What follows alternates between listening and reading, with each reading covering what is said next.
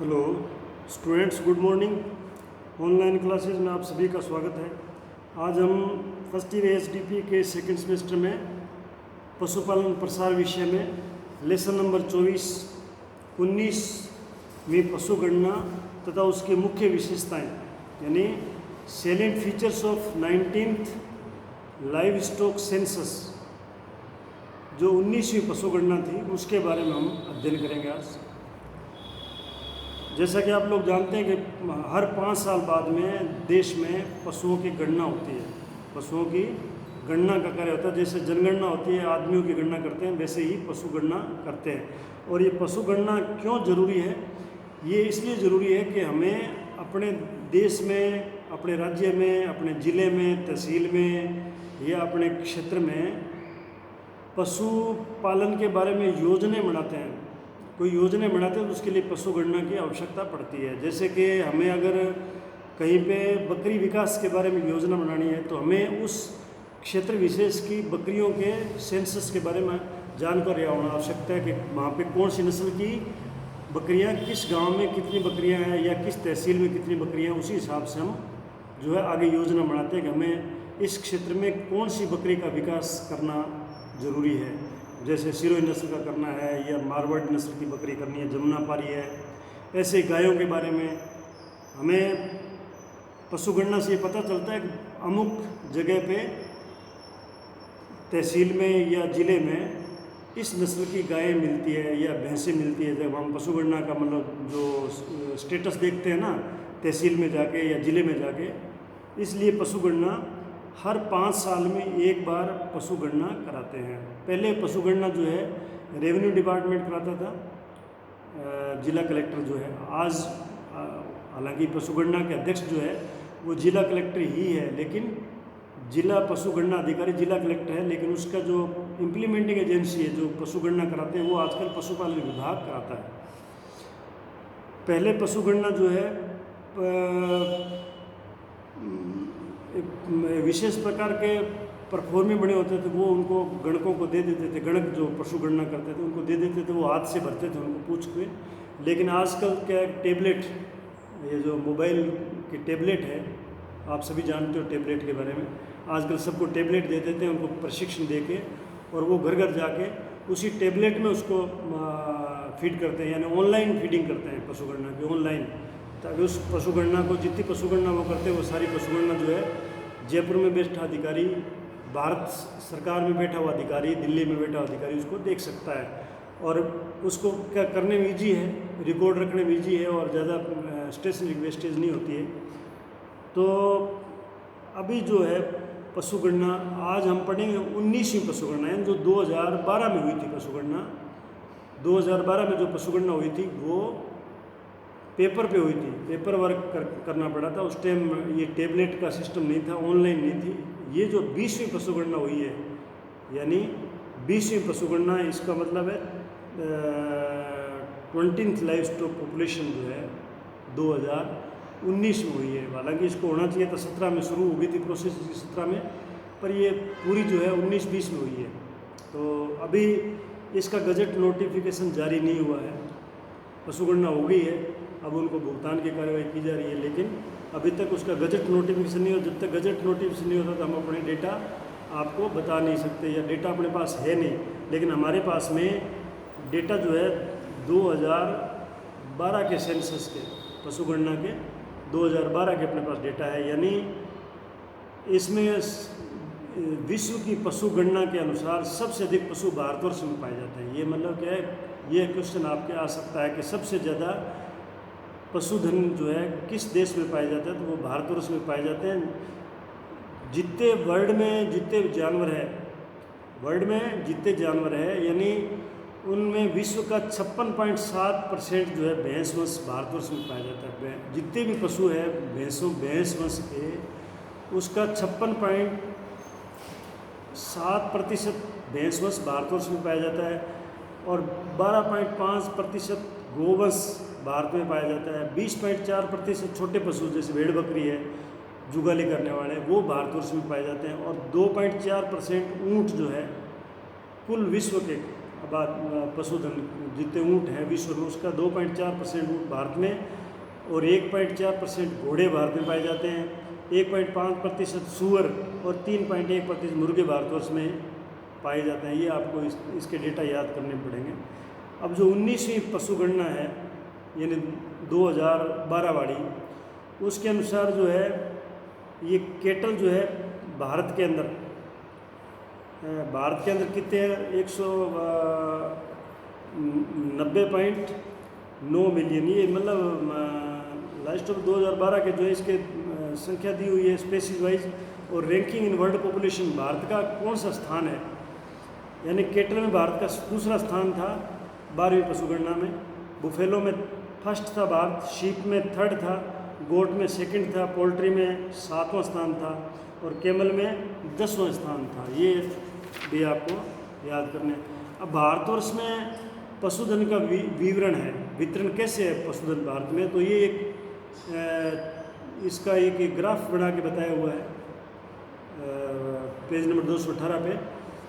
यानी जितने भारतवर्ष में पशुधन है उनमें से शीप का प्रतिशत है 12.71% और पिग का है 2.01% और केटल का है 37.28% और बुफेलो है 21.23%, गोट है 26.40 और अदर्स में आते हैं ऊँट है, घोड़े हैं वगैरह, जो अदर्स बच गए वो है 0.37%। तो ये इसका डिस्ट्रीब्यूशन है। ये चार्ट भी आपको जो सर्कुलर में दे रखा है, इसको अलग अलग भागों में बांट रखा है, इसको आपको इस तरह से याद करना जो ये अमूमन पूछा जाता है। राजस्थान में 2007 की पशुगणना के अनुसार राज्य में 2007 में 12 से पहले 7वीं पशुगणना हुई थी, तो 2007 की पशुगणना के अनुसार राज्य में गोवंश जो है 124.11 लाख इतना था और भैंस वंश था 115.42 लाख, जो कुल पशुधन का 42% था। यानी गाय भैंस जो है राजस्थान के कुल पशुधन का 42% था। अब 2012 की पशुगणना के अनुसार राज्य में गोवंश जो है 133.24 लाख व भैंस वंश 129.76 लाख, जो कुल पशुधन का 45.56%, यानी ये बढ़ गया पशुधन जो है 7 की पशुगणना के बाद में 12 की पशुगणना उसमें पशुधन जो है बढ़ गया राजस्थान में। अब ये जो चार्ट दिया हुआ है लाइव स्टॉक सेंसस 2012 राजस्थान का, इसमें आप देखोगे कि पहले स्पीशीज़ दी हुई, स्पीशीज़ मतलब जाति कौन सी है, पशुओं की जाति, जैसे केटल है, बुफेलो है, sheep, goat, horse and ponies, mules, donkeys, camel, pigs और उसका टोटल है। फिर नीचे रेबिट्स, डॉग्स और पोल्ट्री अलग से दे रखा है। तो ये 2007 की पशुगणना के अनुसार दे रखा है और फिर 2012 की पशुगणना के अनुसार दे रखा है।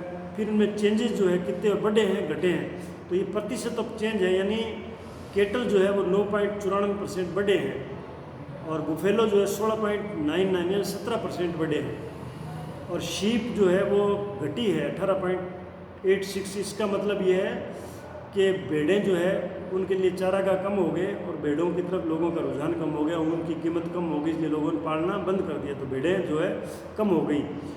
गोट जो है वो 0.76% बढ़ी है गोट थोड़ी।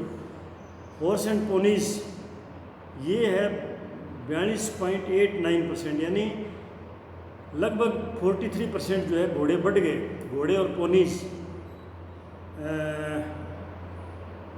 फिर है म्यूल्स होते हैं खच्चर जो है वो 280.93%, यानी इतने 300% बढ़ गए, क्योंकि पोनी ये म्यूल जो है खच्चर जो है ये बाहर ढोने काम आते हैं, इस पे लोगों ने ज़्यादा ध्यान दिया। डंकीज गधे जो है वो -20.23, यानी लगभग 20% कम हो गए गधे। कैमल जो है वो -22.79 यानी 22.7 यानी 23% ऊँट कम हो गए 12वीं पशुगणना में। और ये जब ये 13वीं पशुगणना जो 19 में हुई है 19-20 में, उसमें ऊँट और भी ज़्यादा कम हो गए। पिग्स जो है करीब 14% बढ़े हैं। तो टोटल जो पशु है वो 1.89% की वृद्धि हुई है टोटल में, जितने पशु सब उनमें 1.89 2% की वृद्धि हुई है। रेबिट में 45% बढ़ा है, डॉग्स में 54.29% कम हुआ। लेकिन ये डॉग्स का जो है ना, ये फिगर ऑफ दी वे बता रहा हूँ, ये कम हुए नहीं है, ज़्यादा है, क्योंकि वो डॉग्स की गणना ढंग से नहीं हुई है। पोल्ट्री जो है 70%, 61% बढ़ी है। तो ये मतलब क्या 2 साल का कंपेरेटिव स्टडी है, चार्ट है ये 12 और 7 का, 2007 की पशुगणना और 2012 की पशुगणना का कंपेरेटिव स्टडी है ये। इसको भी आपको याद करना है, कौन सा पशु बढ़ा, कौन सा घटा, बढ़ा तो कितना बढ़ा, घटा तो कितना घटा। अब ये जो आंकड़े अभी आपने देखे थे, इससे पता लगता है कि राजस्थान में गोवंश में अत्यधिक गिरावट आई है। गायों को पालने की तरफ रुझान लोगों का कम हुआ है, तथा भैंस वंश की संख्या बढ़ रही है। भैंसों की तरफ लोगों का रुझान बढ़ रहा है। आंकड़ों के अनुसार राजस्थान में गोवंश में 9.94% की वृद्धि हुई है, जबकि भैंस में 17% की वृद्धि हुई है। तो भैंस में ज़्यादा वृद्धि हुई है। इसका एक कारण ये भी है कि गाय जो है वो जब नहीं ब्याती है या उनके बछड़े जो काम नहीं आ रहे हैं, इसलिए उनकी ना कोई कीमत देता है। लेकिन भैंस के जो है ना पाडे, या भैंस बूढ़ी हो जाए या ब्याना जब बंद कर दे तो उसकी कीमत मिलती है मार्केट में। अभी आपने भैंसें जो है, भैंस का पाडा या भैंस को घूमते हुए रोड नहीं देखा होगा कि भाई ये बिना मालिक के घूम रही है, इनको छोड़ दिया, ऐसा नहीं होगा। गायें घूमती है, बछड़े घूमते हैं, लेकिन भैंस जो है वो बिक जाती है। मादा गोधन में पिछली पशुगणना की तुलना में मादा गोवंश, इसमें क्या है, जब पशुगणना होती है तो सब प्रकार के पशुओं की गणना होती है और उनके सब एज ग्रुप की गणना होती है, मेल फीमेल की, फिर उम्र के अनुसार होती है, फिर दूध देने वाली, ब्याने वाली, बिना दूध देने वाले खाली गाय, उनकी भी गणना होती है। तो जो मादा गोधन है उसमें पिछली गणना के अनुपात में 18.62% की वृद्धि हुई है, 18.62% की वृद्धि हुई है। अब ये जिलेवार गोधन की संपदा अगर आप देखोगे तो 2012 के अनुसार अगर देखोगे जिलेवार, तो पहला स्थान उदयपुर का है। पहला स्थान जिले में राजस्थान में उदयपुर का है 2012 पशुगणना में गोवंश के रूप में।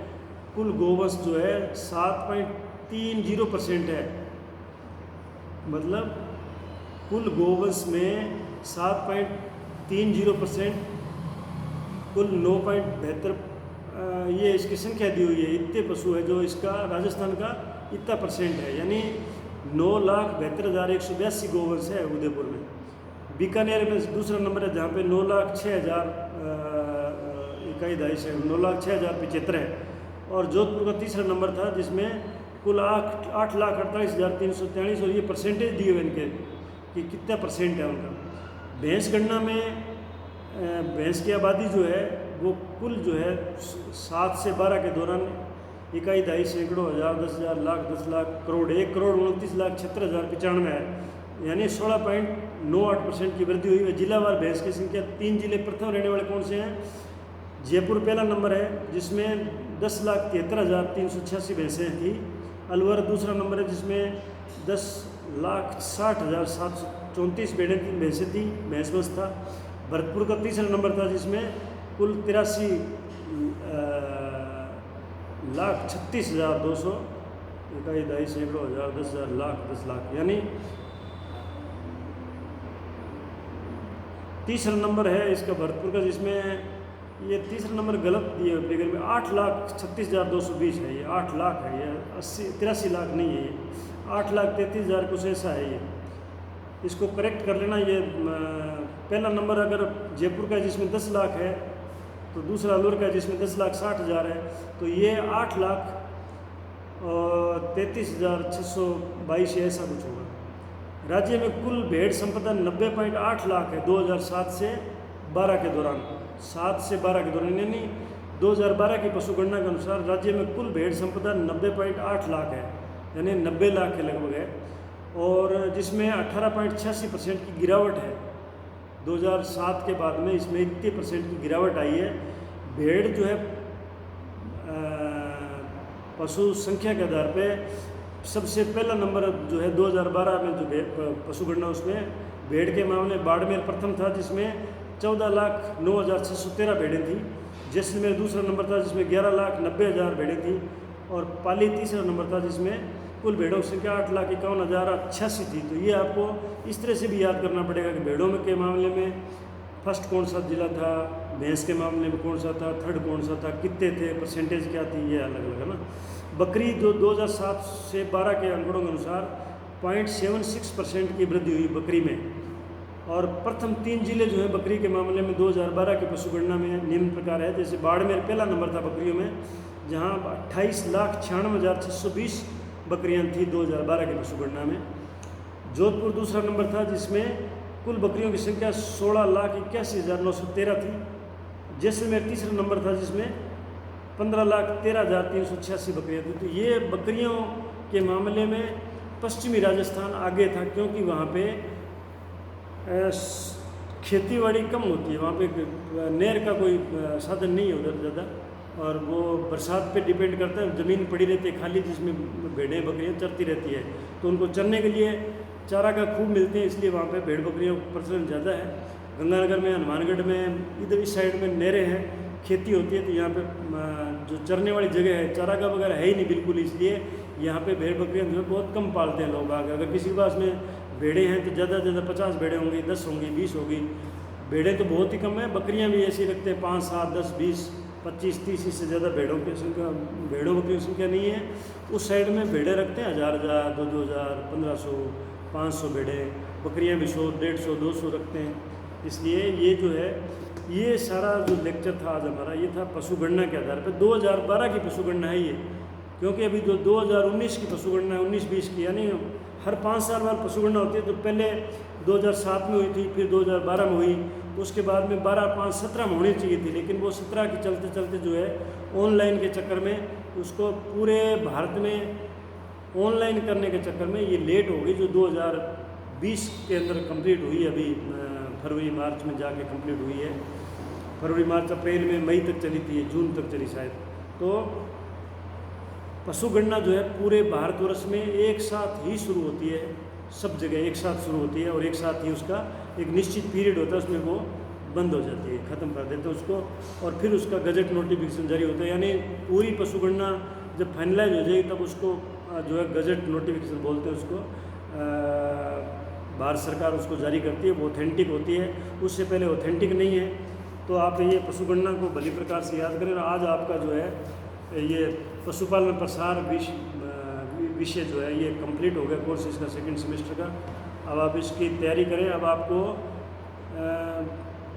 ये ऑनलाइन आपकी जो क्लासेस ये ख़त्म हो गई है। अब आपको हर दिन जो है किसी किसी सब्जेक्ट का एक पेपर जो आपको ग्रुप में भेजेंगे आपको, ताकि आप उसका सोल्व करें उसको।